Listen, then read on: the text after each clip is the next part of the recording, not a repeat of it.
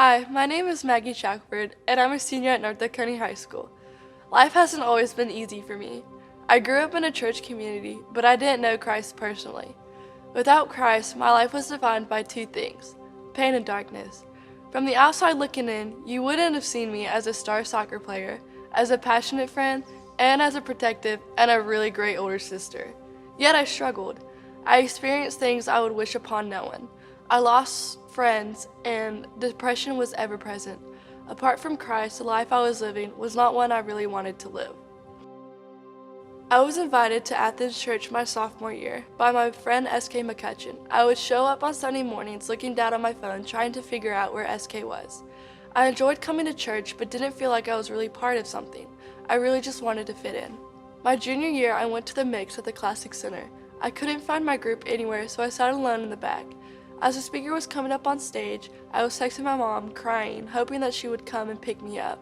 While I'm texting her, the speaker starts talking about the difference between fitting in and belonging. And when I told my mom what he was talking about, her response was very simple: "I think you need to stay." I agreed. I knew at that moment God was using the speaker to speak directly to me.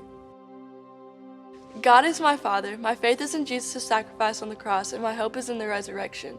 He is my go-to. He is the one I lean on when trials come my way, and quite frankly, He is the reason why I'm still here today. There is a saying that has a lot of meaning to me. God gives His toughest battles to His strongest soldiers. God has always been there for me, even when I thought I had no one. My life with Jesus looks a lot different than my life apart from Him. I'm not living in a dark place anymore, and if I do sense darkness coming, I start talking to God. Prayer changes a lot of things. Today I am getting baptized because God has transformed my life. I've accepted God, and I know that He accepts me.